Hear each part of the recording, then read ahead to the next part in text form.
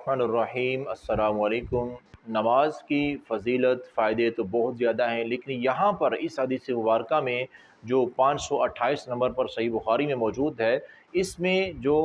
رسول اللہ صلی اللہ علیہ وسلم نے نماز کی برکتیں بیان کی ہیں یہ بہت بڑی ہیں۔ اب یہاں پر سیدنا ابو ہریرہ رضی اللہ عنہ بیان فرماتے ہیں کہ نبی کائنات صلی اللہ علیہ وسلم کا فرمان عالی شان ہے کہ اگر کسی شخص کے دروازے پر نہر بہتی ہو، کسی بندے کے گھر کے دروازے پاس ہی ایک نہر ہے، پاک صاف پانی کی نہر ہے، تو وہ بندہ، پیارے آقا صلی اللہ علیہ وسلم نے صحابہ کرام کو سوال کیا کہ اگر کسی بندے کے گھر کے دروازے پر نہر ہے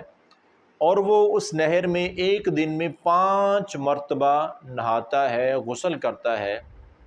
تو حل یبقی من درنہ شیء، کیا اس کے جسم پر میل باقی رہ جائے گی؟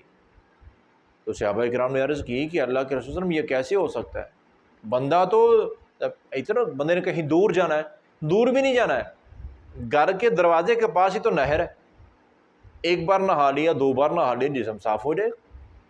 اور 5 بار نہا لیا۔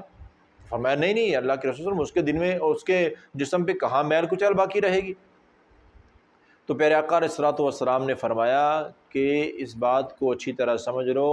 بالکل یہی حال 5 نمازوں کا ہے۔ جو بندہ 5 نمازیں باقاعدگی کے ساتھ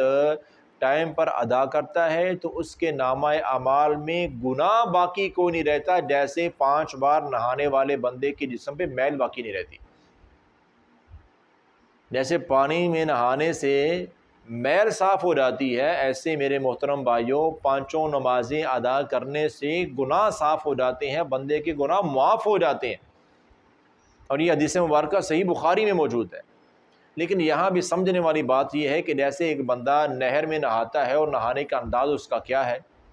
وہ نہر میں جیسے ہی اندر داخل ہوتا ہے ادھر ادھر بھاگتا ہے پھر باہر آ جاتا ہے، تو کیا اس کا جسم صاف ہو گیا؟ نہیں صاف ہوگا۔ جب تک وہ اطمینان کے ساتھ نہر کے اندر اپنے آپ کو، اپنے جسم کو ملے گا نہیں، دھوئے گا نہیں،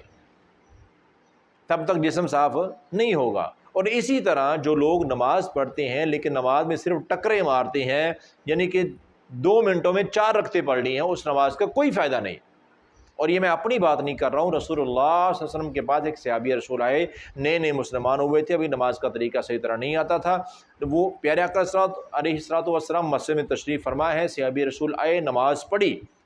نبی کائنات صلی اللہ علیہ وسلم کے سامنے نماز پڑھی، نماز پڑھ کے پیارے آقا کی خدمت میں حاضر ہوئے، سلام کہا، آپ نے سلام کا جواب دیا، اور حدیث پاک کے الفاظ کے ہیں، آپ نے فرمایا کہ ارجع فصلی فإنک لم تصلی، واپس جاؤ نماز پڑھو، تم نے نماز نہیں پڑھی ہے۔ حالانکہ اس صحابی نے نماز پڑھی تھی رضی اللہ عنہ، انہوں نے دوبارہ پھر نماز پڑھی، دوبارہ پھر آئے، پیارے آقا علیہ السلام نے پھر کہا کہ واپس جاؤ نماز پڑھو، تم نے نماز نہیں پڑھی۔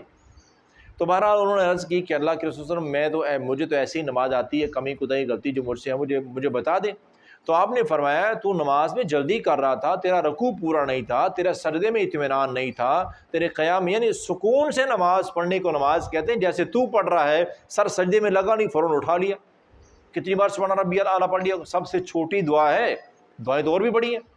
رکوع میں بھی کمر سیدھی ہوئی نہیں، سبحان ربی العظیم ایک بار بھی نہیں پڑھا جاتا ہے، اور رکوع سے کھڑے ہو گئے، ایک سجدے سے سر اٹھایا، ابھی سیدھے بیٹھے نہیں ہیں، فوراً دوسرے سجدے میں چلے گئے۔ تو پیارے آقا علیہ الصلوۃ والسلام کیا فرماتے ہیں کہ یہ نماز ہی نہیں ہے، واپس جاؤ اطمینان سے نماز پڑھو تو وہ نماز ہوگی۔ تو میرے محترم بھائیوں، میری محترم بہنوں، اگر نماز میں اطمینان ہے تو پھر تو گناہ معاف ہوتے ہیں، اگر اطمینان ہی نہیں ہے، سکون سے نماز نہیں پڑھ رہے تو وہ نماز ہی نہیں ہے، گناہ کیسے معاف ہوں گے؟ تو اللہ سے دعا ہے اللہ تعالی ہمیں خشوع و خضوع اور اطمینان کے ساتھ سنت کے مطابق نماز پڑھنے کی توفیق عطا فرمائے۔